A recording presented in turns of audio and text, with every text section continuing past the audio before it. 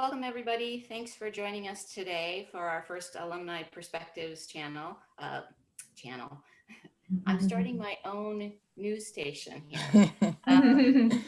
What we're asking you all to do is introduce yourselves, and in the chat box, if you could put your name, your program, and your expected graduation date. And if you have any specific questions you want to be sure Katy addresses, we'll be using that chat feature for that. I want to acknowledge that there's a lot of uncertainty right now, and I'm guessing that you all are here because you're interested in working for your local government and somehow, having a career with impact in the communities and learning about opportunities. And it seems like there are a lot of opportunities. I like this quote from John F. Kennedy: "In crisis, be aware of the danger, but recognize the opportunity." And I think that right now there are so many opportunities in public health, and every day on the news we hear about California is expanding hiring for doctors, nurses, and healthcare administrators. The homeless are being housed and sheltered, and our most vulnerable populations are getting attention and resources in ways that they just never have before. They're really in the spotlight. Public health is in the spotlight. Funding and resources are becoming available from the county, state, and at the national level. I've heard from a number of people now that now their parents understand what public health is and how valuable public health is. So it's unfortunate that this is how it has to happen, but I'm glad that public health is here, and I'm glad that you all are here and committed to helping and working in public health. So, with these opportunities, I think navigating these stressful times it's all about navigating and being flexible. So thank you for being here. And I just want to let you know that we're here to really support you through Career Services. So feel free to reach out to us, and in any way possible, we want to be able to help you. So with that, I'm going to ask Caitlin to introduce herself. Hi, good morning, everyone. I just want to join Ruth Ann in thanking you for taking the time and thanking our guest, Katy Bradford Vosburg, for taking the time to join us today. We know this is a real public health moment. And just to echo her in saying, reach out to us. We're here as a support for you. And to invite you to engage today in this session through the chat. Please feel free to post any thoughts, questions there over the course of the next roughly 45 minutes to hour. And I'll be monitoring those, so know that we will get those addressed, as well as invite you later on to ask some additional questions of our guests. So thank you for being here, and we'll go ahead and get started. I'm going to mute myself. Okay, so Katy Bradford Vosburg is a management analyst with San Mateo County Health Department. She graduated from the online MPH program in 2018 and has worked with San Mateo County Health Department for the last 3 years plus. Prior to work with the county, she worked for 5 years in Zambia with the Clinton Health Access Initiative, providing technical assistance addressing severe healthcare workforce shortages. Her work focuses on health policy and health systems initiatives that lead to sustainable community health improvements. And Katy was just mentioning to me before we jumped on the call that she was also doing work around Ebola work and workforce development there. So I think we'll let her finish the introduction and tell us a little bit about her background and what she's currently doing. So Katy. Cool, thanks Ruth Ann. Good morning, everyone. I'm really excited to be here with you. And although it's not in person, I also, as Ruth Ann mentioned, graduated from the OOMF program. So this feels very much like normal class. I have a experience working in global health. I worked in global health for about 6 years. And as Ruth Ann mentioned, a lot of my focus was on workforce development, specifically around in sub-Saharan Africa. Specifically around the shortages in skilled birth attendants. So that was nurses, midwives, doctors. and then community health workers. And so much of my work revolved around linking up directly, partnering with the Ministry of Health to empower them to write national strategies to incorporate community health workers, which were in most African countries there already existing, but volunteer workforces, into the national public health service where they were getting paid and part of the rural community in which they grew up. So there's a lot of literature on community health workers throughout the world. From China is kind of credited with starting their work and the model, and Africa to Brazil, even in Alaska. So community health workers are near and dear to my heart, and much of this work pivoted, especially post-Ebola, to the West African nations of Liberia, Sierra Leone, and Guinea, to see how they could use community health workers as a national frontline workforce for testing, for referrals to health centers, and for preventative campaigns as well. So that was my work up until about 2016. And then I moved back to the US, had a second child, joined the OOMF program, and really wanted to learn more of the local health system. And I lived 9 blocks away from San Mateo County Health Center or Medical Center, which is kind of home of the public health entity. So I originally joined the team to be part of the finance and admin section of the public health department. And I want to share this with you because although I have administrative and finance skills, managing large grants and et cetera, this isn't my wheelhouse. And I'm just sharing that because I think it's important as you look for your next career step to kind of keep an open mind. When I was recruited, my manager said to me, "This may not be where you will end up, but I will give you many opportunities, and the role gives you opportunities to interface with all of the different public health programs throughout the department." And so that kind of stuck with me, and I felt like, okay, let me give it a try. And it's true. I've had the ability to work on preventative campaigns for hepatitis A. I don't know if you guys remember, about 2 years ago, there was a large outbreak in the homeless community starting in San Diego. I did a lot of the analysis around what resources may be needed to cover our homeless population in San Mateo County. I've looked at the billing for our public health clinics, and through that been able to say, hey guys, I see a surge in immunizations, and we're not supposed to be doing that. Can we task shift that to our pediatric clinics? So some policy and system change there. I've also been able to, I think the most rewarding piece of my job has been to join what is called our GARE network. It's the Government Alliance for Race and Equity. And it's a national network that has brought in county health, as well as all kinds of county departments, from education to water and sanitation to the police and sheriff's offices, all together under the umbrella of advancing racial equity in our communities.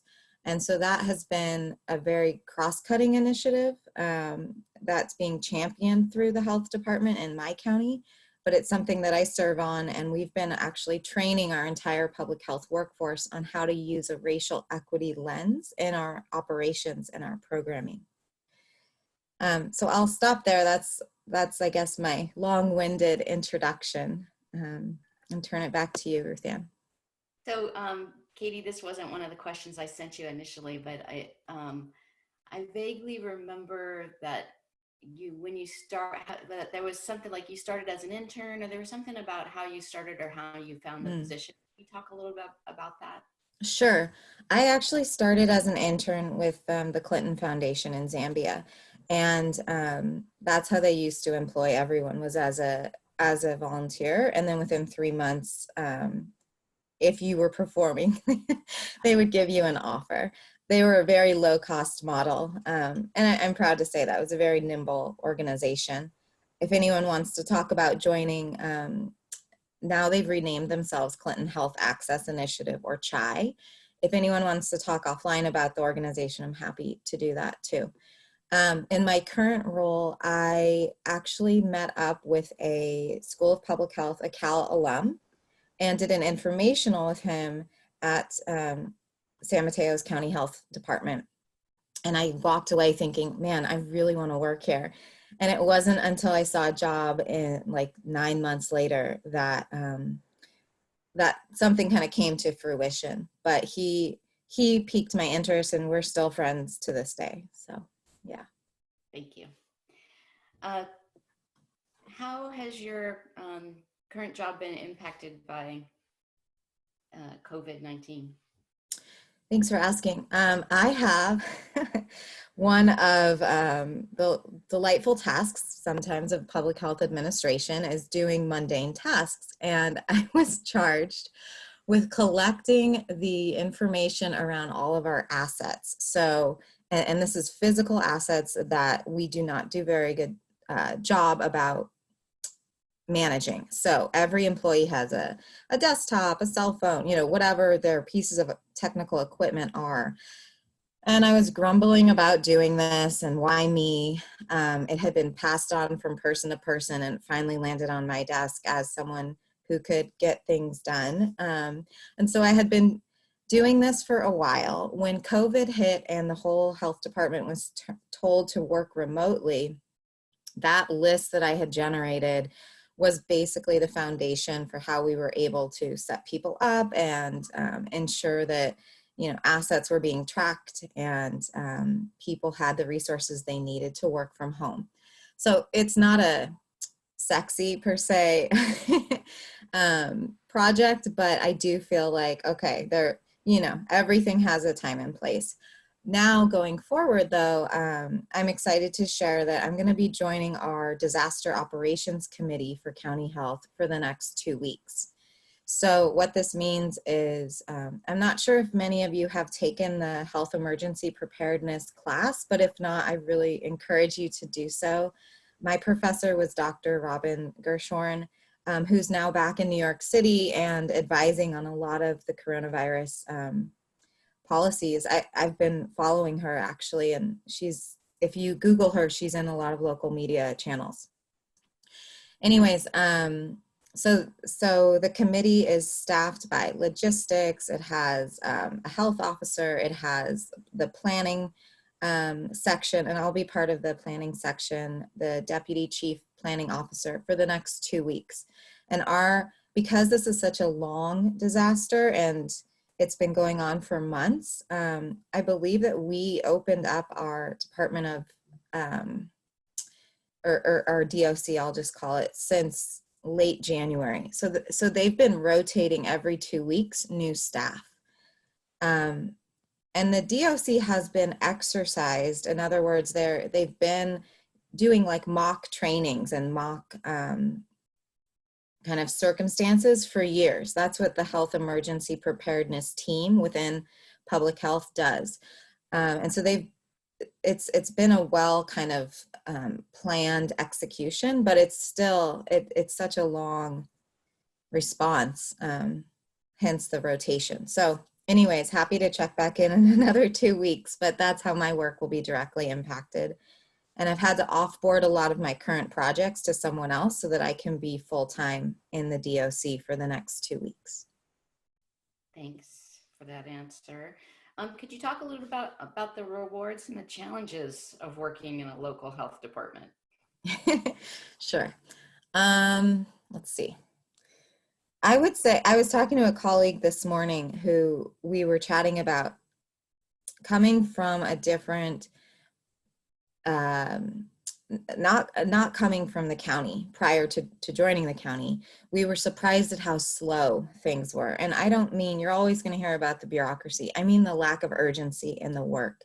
And that's one of the main challenges for me. I love being in a fast-paced environment, and as coming from global health, literally a lot of our mantras were, people are dying, we need to act fast. And everything was done with urgency. If you weren't working urgently, you basically didn't last in the field very long because the pace just demanded that. And so coming into county government, I had to realize, and it took me a while, that this isn't like that. This is basically keeping the doors open. This is operations. And there's little glimmers of when you can push projects forward and work with more urgency. But oftentimes, it's just the day-to-day. That's not to say the day-to-day isn't fulfilling or interesting, because it is. It's just a little bit more mundane. These are big systems that have been working for years. And when you try to change something, like we've been doing a culture change within health to try and employ a racial equity lens, it's just things move very slowly. And things aren't always, I was used to working in project teams in global health, and I know the IMF program champions that as well. Teamwork, group activities, etc. So in county health, we do a lot of things that are very segmented. All the EPIs do their work on their team, and they don't really have a lot of interplay to inform some of the other programs, which is a shame. I think what COVID has done is pushed everyone together to work together towards ending this epidemic, which I think is fantastic. And I hope that that kind of model of teamwork replicates moving forward. But that's been a great challenge of mine, is just not always being able to pull on different expertises in the public health department without a lot of blessings from above. But once you get that blessing, then you can move forward. So it's kind of about learning the hierarchy and those structures so that you can make a more public health approach, like a team environment approach to getting work done. I think one of the great things about being in public health is it's cutting edge in itself. You have a lot of thought leaders, people with vast experience. It's just a joy to be able to speak in a public health language with others around you all the time. I felt like I had found a home when I joined, and working in Silicon Valley, there's not a lot of people in public health. Most of my friends are in tech. So it was nice to kind of come into the office and all feel like we had this common mission, whether it was working to fight the control of STDs, or it was working in our HIV clinic, front line as a nurse, or it was working in health policy. We all had that mentality. And this may not sound glamorous, but right now it's really great to have a government job when a lot of the economy is failing, and government we exist as a public health department to be safety net services, and these jobs are not going anywhere. So many people stay for that long-term tenure. That's not me, but that is appealing to many people. Yeah, so it sounds like you've found your tribe with Mm-hmm. people that you work with. It's interesting around the urgency piece, because you talked about that example of the survey that you had to conduct, and yet now there's been some urgency around it, so there's movement there, and Mm-hmm.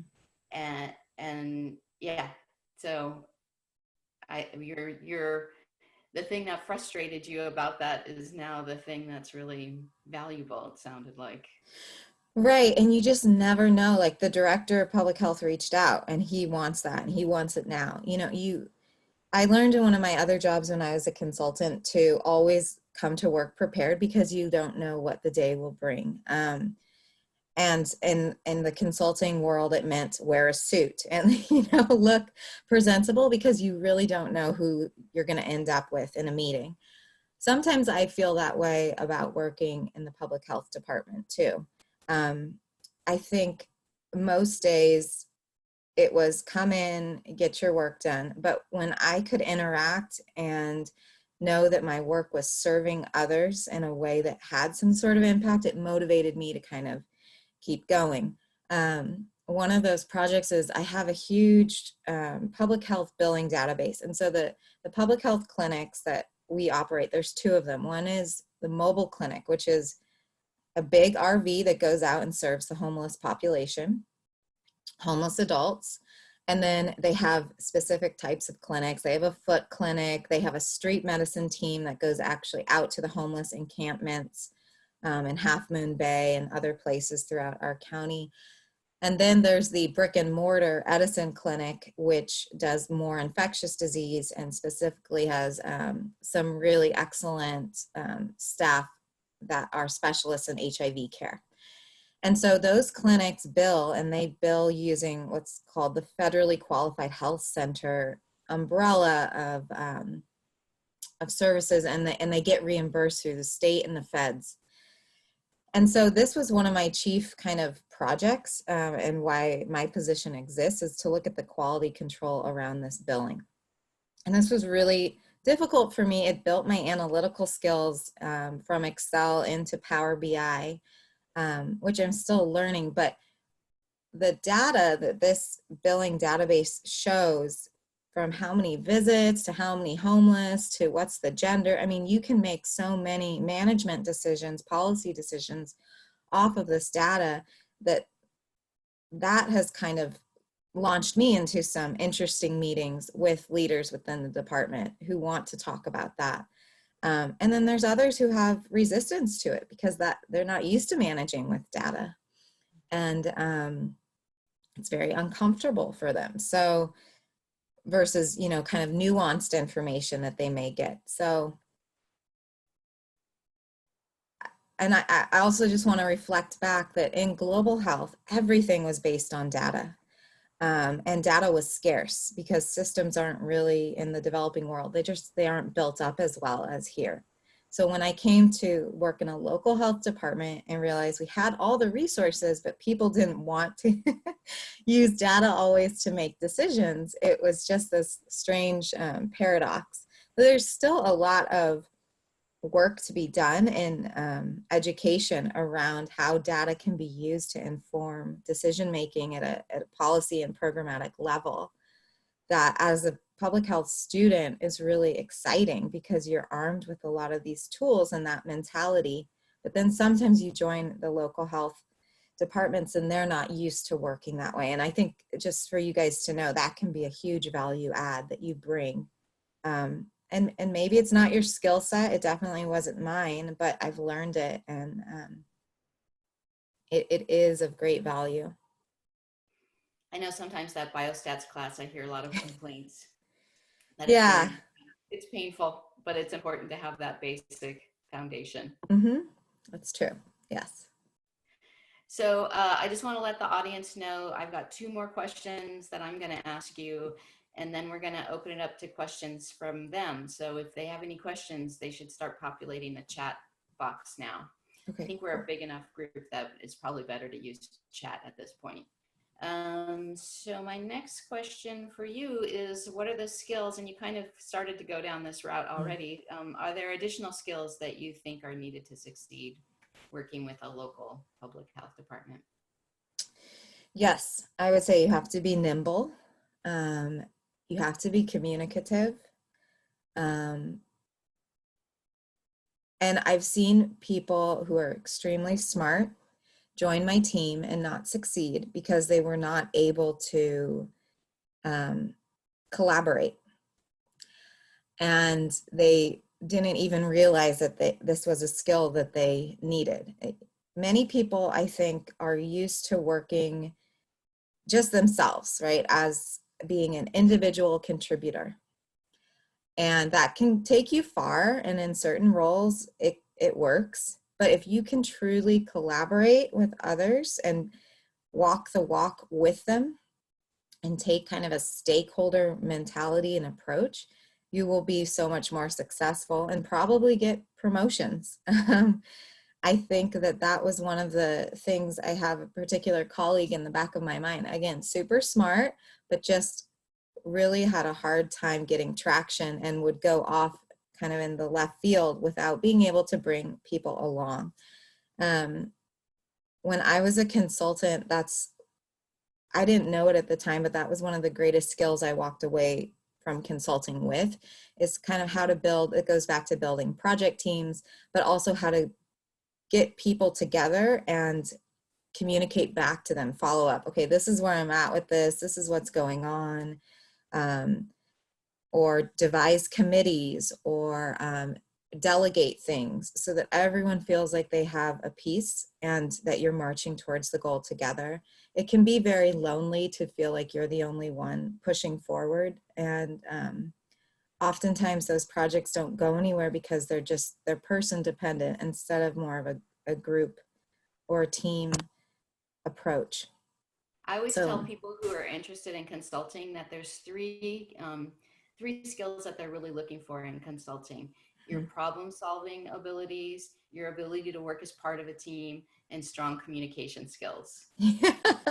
Yeah, all of those. So that's my if you're interested in consulting, those are the key things to be focusing on. And it sounds like all of those are coming to play for you in your current job as well.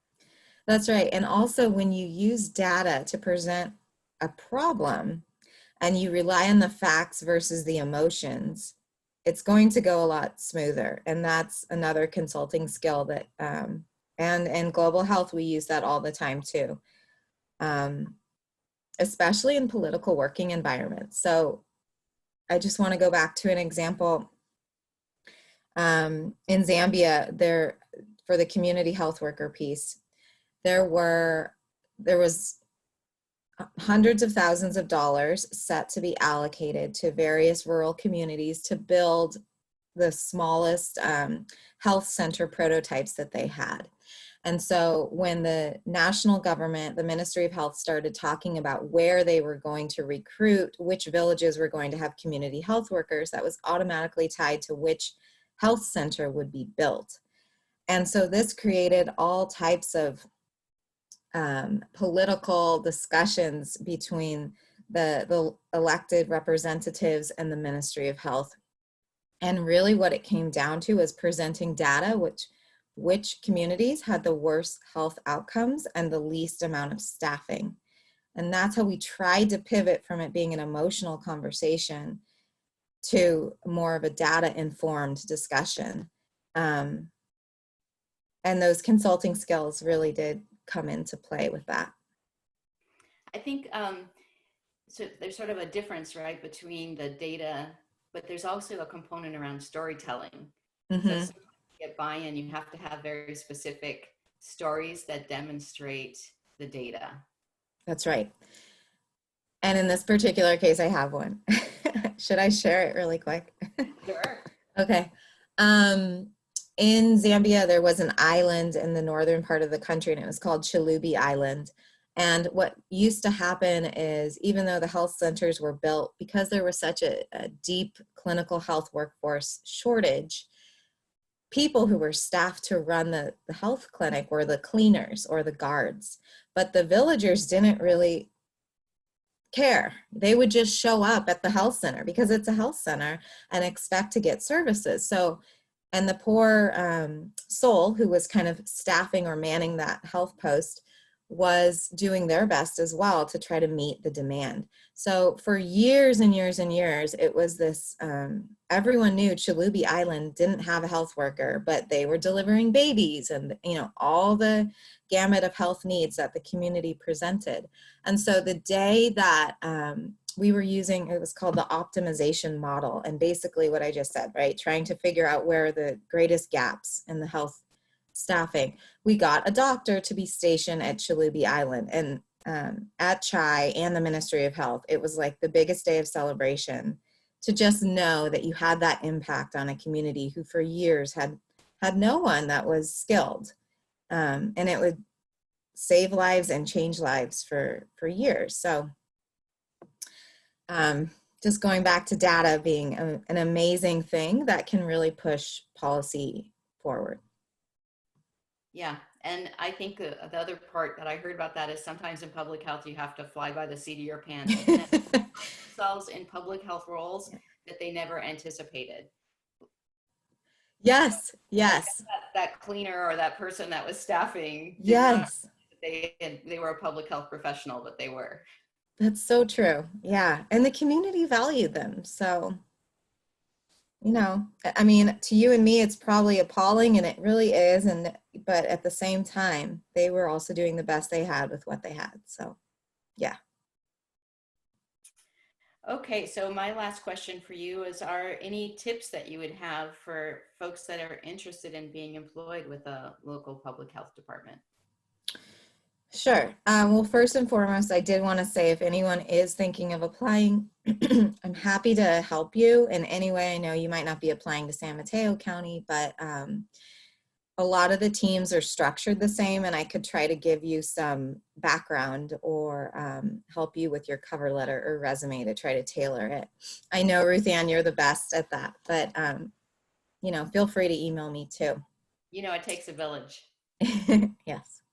And, you know, as you said, having a contact was how you got started. Yeah, definitely. So if you have, that was going to be my number one recommendation. If you have someone that's in the county or the city that you want to work in, try to set up an informational before even applying, because, you know, with civil service type roles, they do follow a very strict process and protocol. That's not to say that people aren't people and humans. And if you say to a recruiter, you know, I know so-and-so, they will look at your resume at least, versus just letting it go.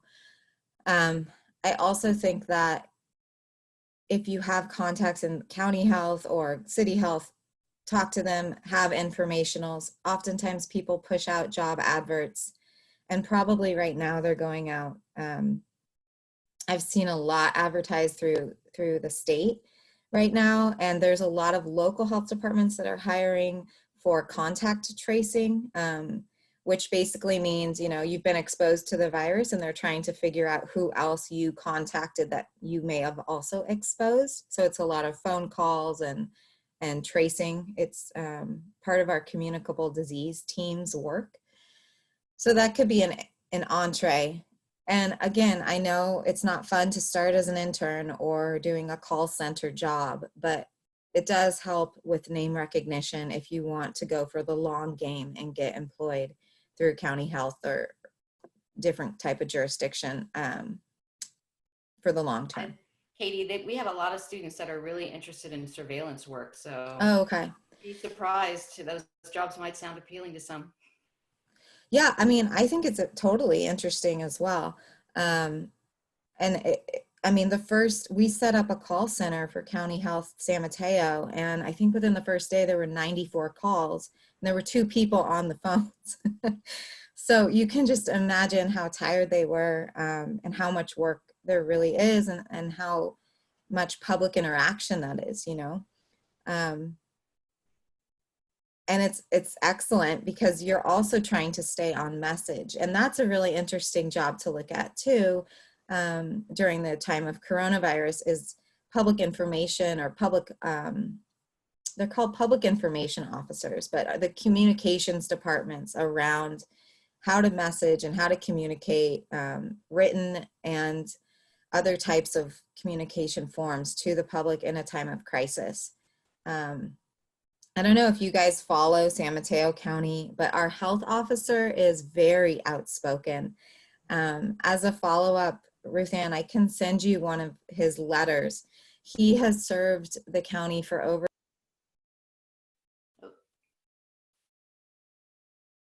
Caitlin, do you have that? I think we might have just gotten, Katie may have just gotten muted somehow. Oh, sorry. There you are.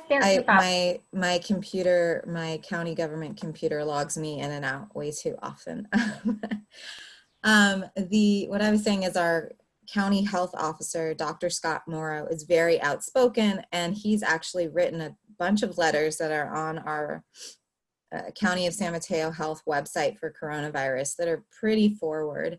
And I think they're worth looking at. He is one of the few people, the reason I'm bringing him up is he's one of the few people, and he's even said he is not censored. So he is giving you the direct take on what he thinks about coronavirus. And he can do that with 30 plus years of experience and kind of tenure in our county. But behind him is an entire team of communications that's also very interesting work and gets you to interface with all the different facets of the public health departments. So I think with that, Caitlin, do we have any questions from? Yeah, we've got some great questions thus far. Feel free to keep them coming. A couple of them relate to the question that you just asked, Ruth Ann, too, about hiring practices. And so, one of the questions I think really revolves around to what extent, doing an informational interview is important versus sometimes what feels like applying into the black hole of, submitting an application online. Any advice about any additional advice about navigating reviewing openings, applying for opportunities, or of course, it sounds like informational interviews are definitely recommended. Yeah, I can talk through maybe the process a little bit, and that just to give people some background. So when you apply, what's happening from the back end is that you're going into a system that is managed by the county or the cities or the state's HR department. And that does not mean that it's linked with the health department. So it's linked by functionality, it has to be, but it's its own department altogether, serving all the needs of the county staffing, from fire to sheriff, etc., to the parks department. So you are kind of submitting into the void. Now, the recruiters usually are specialized in health, and so they get pretty good at combing through the resumes. But if you're able to contact what's called the hiring manager or someone on that team that you're applying to and say, hey, I've applied, or I'm interested in this position, could we talk, whether it's through LinkedIn or a friend, whatever, that's going to help the recruiter know to flag your resume and that you'll probably be pushed forward to the next round, which is an interview. A lot of times the applications are, they ask for supplemental questions as well. I would definitely focus on those. I've been in a number of interview panels where the supplemental questions are printed out and they're looking at the supplementals over the resume. Now, I'm not saying don't focus on your resume because they'll look, but that's their application. That's their body of how they want to understand you. And so I would focus on what you write in there and showing your knowledge and expertise and eagerness, and at least to try to get you to the next round of an interview. So Katy, at San Mateo, are the supplemental questionnaires basically essays? Yeah, they can be short answer. Yeah, there's sometimes like 3 or 4 of them. Especially for the higher level positions, the deputy directors, the management positions. I had to do a test once I got through the interview, and then I was asked, these are for my boss is very analytical, and so she wanted to test. Not everybody does a test. There was one question on that test that I could not figure out. And so I wrote, like, I don't know how to do this, but I know how to get the answers to figure this out. I could be given, if I was given the opportunity, this is who I would talk to, this is what questions I would ask. So I was just trying to put my best foot forward and show that I know how to problem solve. I might not have the answer, but I'm resourceful. And she told me that really helped. So that if I hadn't written that, basically, she may have just said, oh, I don't know if you have the skills, but at least I showed her a different side of myself. And you used your consulting background, because that's a classic consulting way to address questions when you don't answer. Cool. Thank you, Katy. I think that's been really, really helpful to the students here today. There were a number of other questions about the application process. Do you wait until you have a degree if that's desired and so forth? But I think what I'm hearing from you, and just to share with the folks in the chat box, is that reaching out to the recruiter or hiring manager would be a great way to help get that question answered. The extent to which, waiting until your degree has been conferred, for example, might be advantageous. Yes, I think right now the public health workforce is desperate for employees. So I would absolutely apply and just put your graduation date, and then try to call the recruiter. The other thing you could do, and I did this when applying to Alameda County for a different job, is you can call HR and you can say, hey, I'd like to speak to, is it possible for me to speak to a recruiter that's recruiting for health? There's a position that I have some questions about. You have to be persistent. This could take you a while. You may be leaving 3 voicemails before someone calls you back, but that's when, if you don't know anyone and you are kind of doing a blind application, hopefully you could get a recruiter to call you back and then ask the question about, okay, I'm putting my MPH down. I graduate in the summer, something like that. For many of you, I saw when you introduced yourselves, you're graduating this year.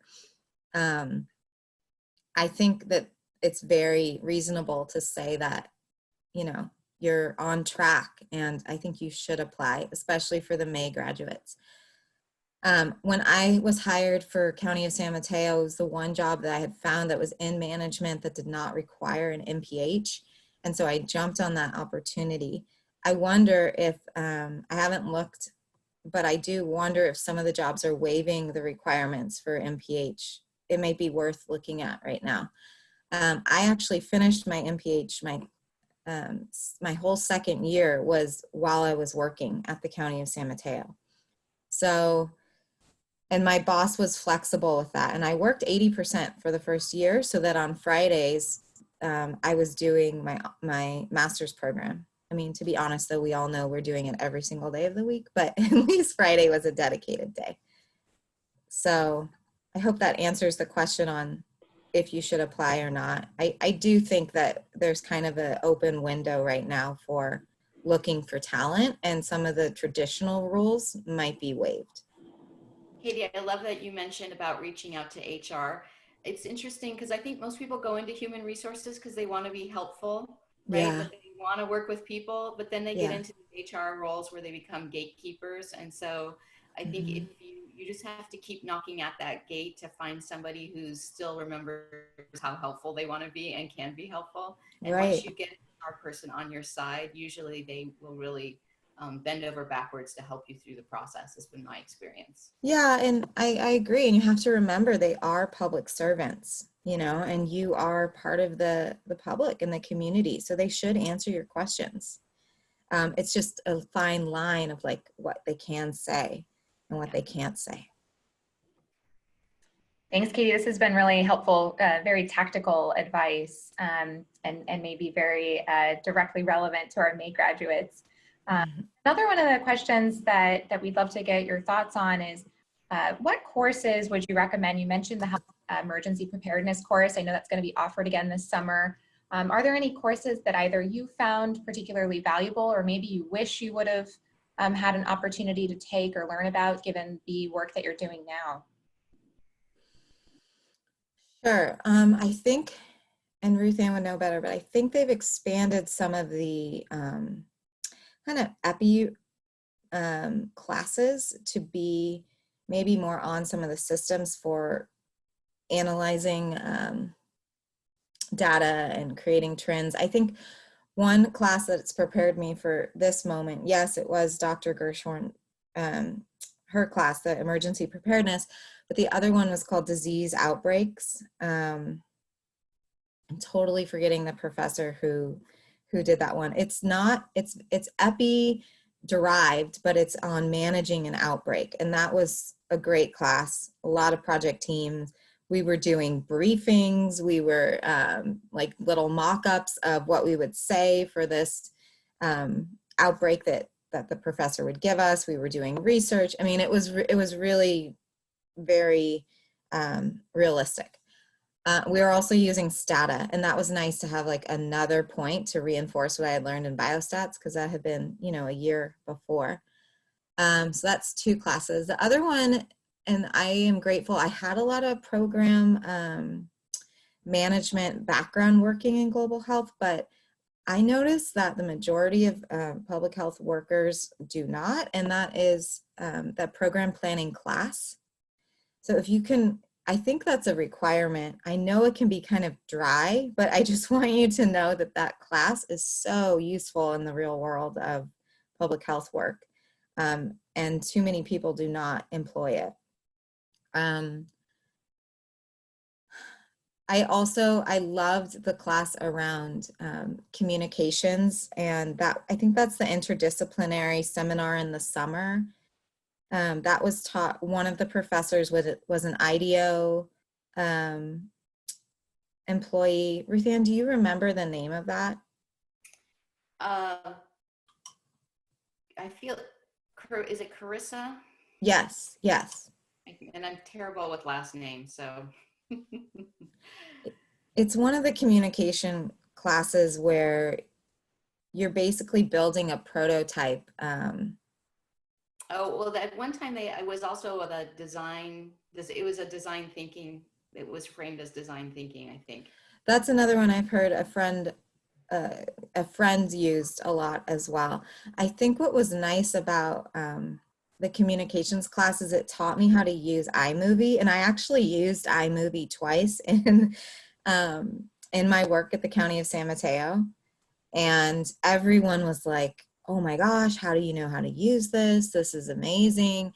And my video was nothing special. It was just that I thought outside of the box and I used a video. And again, the public health systems that are kind of entrenched in operations think very traditionally oftentimes and aren't as,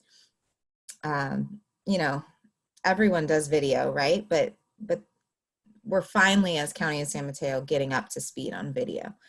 So I will also say that I've heard from colleagues that the city governments, and not many of them have public health departments, but city governments are much easier to work for because they're smaller teams. So that may be something for you all to look into. I know, for instance, Long Beach has a really active and racial equity aware Department of Public Health. Yeah, here in California, Berkeley, Pasadena, and Long Beach, I believe, are the only 3 cities that have health departments. Thank you. Yeah, so, I mean, if I lived in one of those cities, I would be applying. It sounds like a great environment to work in. Thanks, Katy.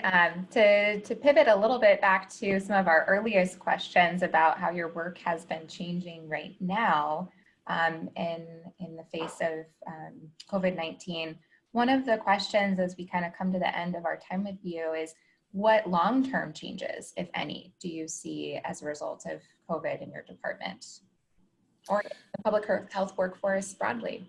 Yeah, I love this question, and I think about it every day because I think our society is forever changed by COVID. So I mull this question around in my head literally all the time. I have 3 kids, and I think about their schooling. I think about how, the OOMF program was very forward thinking in our model of education, and now it's become the norm for the majority of grad students and even elementary students. My daughter's doing Zoom meetings, and she's in 1st grade. So for the public health department specifically, my hope would be more robust surveillance funding. I think that for years, I know for San Mateo, we're pretty well resourced, but I know that many of the other counties are not for communicable disease. I think that this is also put into the spotlight health communication teams and how we communicate with the public. I think those models are being tested. Like I mentioned, our health officer, Dr. Morrow, is writing, and he's putting letters on our website, but are the majority of people reading them? I don't think so. It makes you think about how do you get the messages out, especially for people who need to hear it. I mean, all of us on this call are educated and have access to the internet and know where to look for most things. but it's the people who don't who need to hear those messages. So I do think that health communications moving forward will change, and I hope it changes. I had said earlier around project teams, I hope that the value of project teams is kind of highlighted through this emergency response.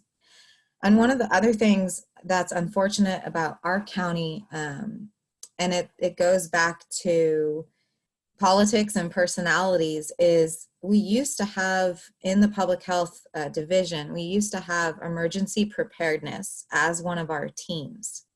Then emergency preparedness got pulled out and got put into another division, which is called emergency medical services. So emergency medical services was focusing on 911, like dispatch and ambulance contracts, and then got paired with all emergency planning and preparedness efforts.